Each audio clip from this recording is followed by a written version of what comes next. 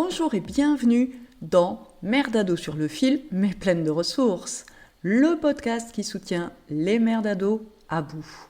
Je m'appelle Frédéric, je suis coach de vie et maman d'ado moi aussi.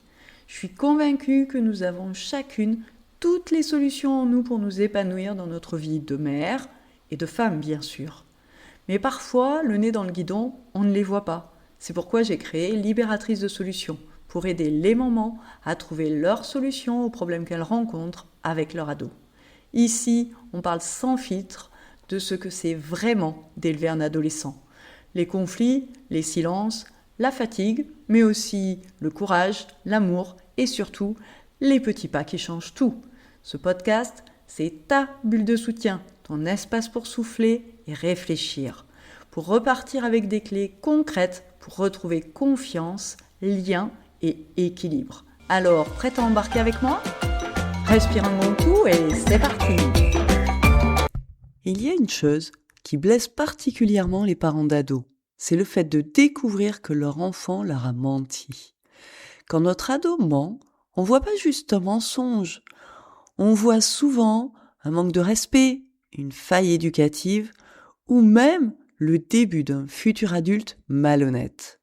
On ressent une profonde sensation de trahison, une remise en question violente, une perte de confiance et cette peur viscérale d'avoir raté quelque chose dans son éducation. Et pourtant, ce que je vais te dire aujourd'hui risque sans doute de te surprendre. Un ado qui ment n'est pas forcément un ado mal élevé ou malhonnête. Dans cet épisode, on va plonger dans les coulisses de la tête de ton ado. On va voir pourquoi les adolescents mentent, pourquoi le contrôle augmente paradoxalement les mensonges et pourquoi certains mensonges sont parfaitement normaux et font même partie du développement de l'adolescent. Et puis bien sûr, on va voir comment réagir sans casser le lien et surtout comment favoriser une relation dans laquelle ton ado ose davantage te dire la vérité. Mais avant de commencer, je veux que tu saches que je te comprends. Je connais moi aussi ta douleur, ta colère, ta déception et ta peur. Et je comprends tellement la violence émotionnelle que ça peut provoquer. Parce qu'au fond, quand ton ado ment, beaucoup de parents entendent « je ne peux pas te faire confiance » ou « je suis une mauvaise mère ». Parce que ça, moi aussi je l'ai ressenti. Moi aussi j'étais profondément blessée par certains mensonges de ma fille. Par exemple, quand je lui ai demandé si elle fumait, elle m'a évidemment répondu que non, juré ses grands dieux que pas du tout, que jamais elle toucherait à cette merde, que de toute façon, elle avait pas d'argent pour se payer des clopes. Et puis, je me suis aperçue que, si, elle taxait les copines et elle fumait. Alors, pas tous les jours, pas beaucoup, mais elle fume, quand même. Et forcément, non seulement j'étais pas contente parce qu'elle fume, que ça lui abîme la santé, j'ai peur qu'elle devienne dépendante, etc. Mais comme en plus, elle me mentait depuis plusieurs semaines, j'étais en colère. Et c'est légitime. Mais en même temps, avec le recul, il faut bien reconnaître que c'était terriblement logique, de son point de vue, de me mentir. Et pour comprendre le mensonge de ton ado, tu dois comprendre 3 grandes vérités à propos de ce mensonge. La vérité numéro 1, c'est que la plupart des gens pensent que le mensonge est un problème moral, alors que souvent, c'est juste un mécanisme de protection. Ton ado a peur de ce qu'il se passera s'il te dit la vérité. Un peu comme nous, parce que, soyons honnêtes, ça nous arrive aussi de mentir, non ? Et puis, il y a une autre vérité qu'on ne dit jamais, c'est que mentir fait partie du processus de séparation. D'ailleurs, je me rappelle d'un jour où ma psy m'a dit « Votre enfant vous ment vraiment ?» C'est plutôt bon signe. Alors sur le moment, très franchement, j'ai eu envie de l'étrangler. Mais aujourd'hui, je sais qu'elle avait raison. Qu'à cet âge, l'ado construit son territoire psychique, son jardin secret, son autonomie. Il a besoin de se différencier de nous. Et mentir est parfois une tentative évidemment maladroite, mais une tentative quand même de dire « je suis une personne séparée de toi ». Et ça, c'est très fort. Enfin, il y a une dernière vérité que je veux que tu entendes, même si je sais qu'elle pique, c'est que le contrôle fabrique souvent davantage de mensonges. Plus un ado sent de la surveillance, de l'intrusion, un contrôle parfois excessif et des réactions disproportionnées de la part du parent quand il découvre quelque chose, plus il apprend à cacher. C'est un véritable cercle vicieux. Plus il cache, plus le parent a tendance à fliquer, à fouiller le téléphone, à inspecter la chambre. Et plus il y a du contrôle, plus l'ado étouffe. Plus il étouffe, plus le mensonge devient son seul moyen d'exister en dehors de toi. Parfois, à force de vouloir apprendre l'honnêteté à son ado, on lui apprend surtout à devenir extrêmement discret. On lui enseigne à ne plus nous parler. Maintenant que ces trois vérités, le mensonge chez l'ado, c'est pas un problème moral. Mentir fait partie intégrante du processus de l'adolescence et le contrôle engendre le mensonge. Maintenant que ces trois vérités sont posées, je te propose de voir ensemble pourquoi les ados mentent vraiment. Parce que quand ton ado ment, c'est pas pour te déplaire, c'est pas pour bafouer la valeur d'honnêteté que t'as tenté de lui enseigner. Même si, oui, parfois c'est un peu ça. Mais c'est pas le plus important. Ils mentent pour des raisons bien précises. Ça peut être pour protéger leur espace personnel, parce qu'ils ont ce besoin vital d'un territoire rien qu'à eux, de ce jardin secret. Tu sais, cet espace qui nous fait peur parce que on ne sait pas ce qu'ils y font et on ne sait surtout pas ce qu'ils pourraient y faire. Ils mentent pour éviter de nous décevoir, parce qu'ils savent pertinemment que on sera pas d'accord avec certaines choses. Ma fille, elle savait très bien que je serais pas d'accord sur le fait qu'elle fume. Mais du coup, d'un côté, ils ont besoin de tester les limites, de voir à les dépasser, et en même temps, ils ont cette peur de ne pas répondre à nos attentes. Ils mentent pour éviter une sanction, bien sûr, parce que c'est un réflexe humain, à la fois de punir quand on constate un truc que notre ado fait et qu'on lui avait interdit, et en même temps, c'est humain d'essayer de ne pas se faire prendre et d'éviter une sanction. Ils mentent pour éviter le jugement, parce qu'ils ont peur d'être critiqués, humiliés, incompris, catalogués. Ils veulent pas que tu aies une mauvaise image d'eux. Ils ont besoin que tu sois fier d'eux. Ils mentent pour préserver le lien, et paradoxalement, certains ados mentent justement parce qu'ils ont peur de perdre ton amour sans se rendre compte que plus ils te mentent, plus ils te déçoivent, et non pas que tu les aimes plus, mais qu'en tout cas, ils sont en train d'obtenir le résultat inverse de celui qu'ils souhaitent.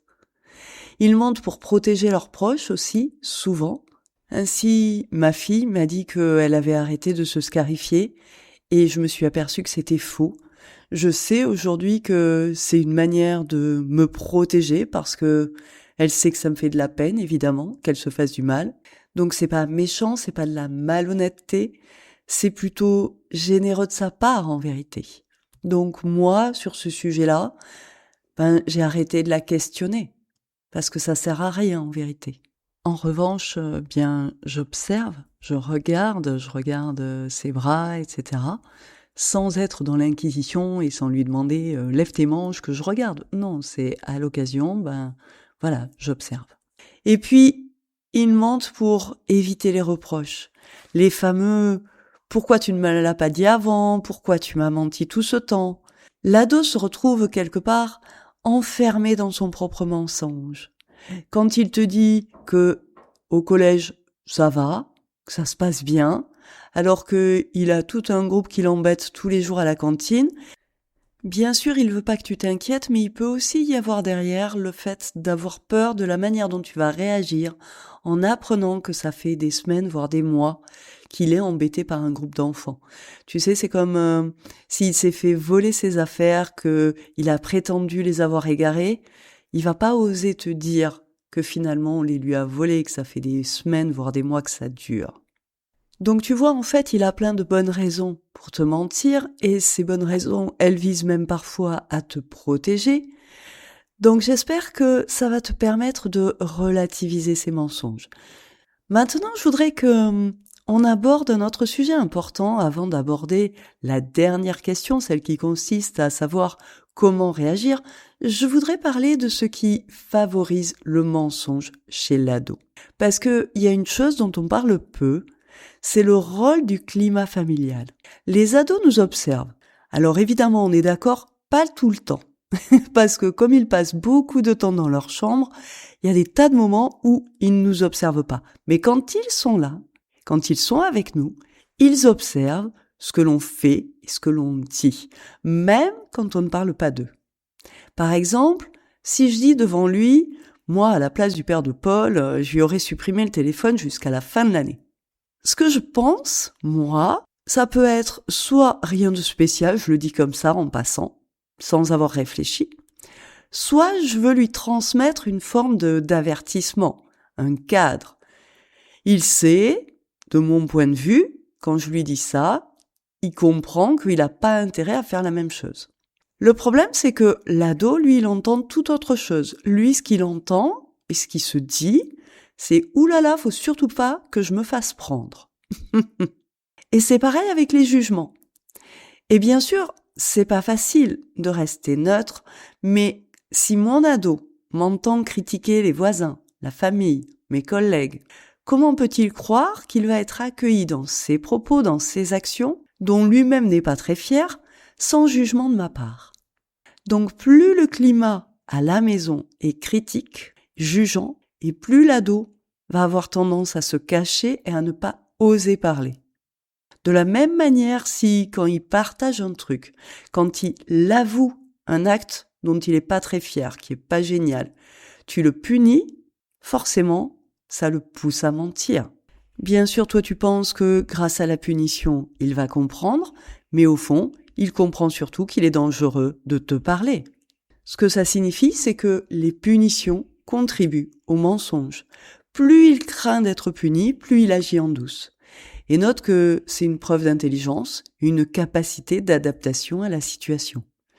Et une dernière chose qui favorise le mensonge, ce sont les attentes des parents à l'égard de l'ado.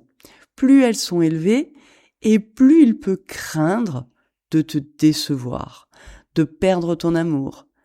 Alors il se confie de moins en moins et il garde les choses pour lui. Et puis il y a ce dont on a déjà parlé, donc je vais pas m'étendre là-dessus, c'est le besoin de contrôle qui favorise le mensonge. Et attention, je suis pas en train de te dire que tu dois rien contrôler. Je suis juste en train de dire qu'il faut trouver le juste milieu. Et c'est ça qui est difficile. Parce qu'il y a une distinction essentielle à faire entre l'intimité et puis le secret qui, lui, peut être dangereux. Ton ado a droit à son jardin secret, à son intimité, à certaines pensées privées. En revanche, ça ne t'empêche pas de rester attentive aux conduites dangereuses, aux mises en danger et à la souffrance psychique. Alors que faire maintenant ? Je vais te donner 5 clés pour changer de posture. La première consiste à évaluer la gravité réelle. Pose-toi cette question simple. Est-ce que c'est le mensonge qui me choque ? Ou est-ce que c'est le truc sur lequel porte le mensonge ? Parce qu'il y a une différence énorme entre cacher une mauvaise note et mentir sur une conduite véritablement dangereuse. La deuxième clé consiste à chercher la fonction du mensonge. Je t'ai donné les principales. Est-ce que c'est de la peur? Est-ce que c'est de la honte? Est-ce que c'est de l'évitement? Un besoin d'autonomie? Un besoin de te protéger? Demande-toi ou demande-lui à froid aussi, c'est possible d'engager la discussion à un moment propice. De quoi tu as peur en me cachant la vérité, d'une punition, de mon jugement, de me décevoir? Et puis, adapte ta posture en fonction de sa réponse. Troisième clé, réduis le contrôle. Réduis le contrôle, je te l'ai dit, le fait de contrôler amène ton ado vers cette voie du mensonge que tu voudrais éviter. Donc, essaye de réduire. Moins un ado se sent traqué, moins il a besoin de cacher. Un phare, il ne cherche pas à tout savoir sur le bateau, il n'éclaire pas l'intérieur de la cabine du capitaine, il éclaire la mer pour que le bateau rentre au port en sécurité. Donc, sois ce phare. 4e clé, accueille ses confessions, sans jugement, sans sanctionner. Alors peut-être que parfois il y aura besoin de sanctionner, mais en tout cas, sois mesuré et responsabilise. Par exemple, ma fille qui m'avoue être sortie en pleine nuit avec des copines alors que la mère chez qui elle dormait leur avait formellement interdit de sortir, bien sûr. Et puis, j'apprends ensuite qu'elle est montée sur un toit d'une maison abandonnée, qu'il y a une des gamines du groupe qui est tombée, qui aurait vraiment pu se faire très mal. Donc ma fille aurait pu se faire très mal. Tout ça est dangereux.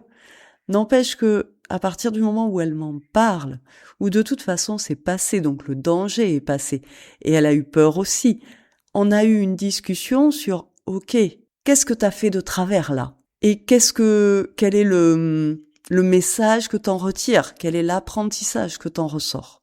Et ça, finalement, je pense très sincèrement qu'avoir ce type de discussion, c'est beaucoup plus efficace que d'engueuler le gamin.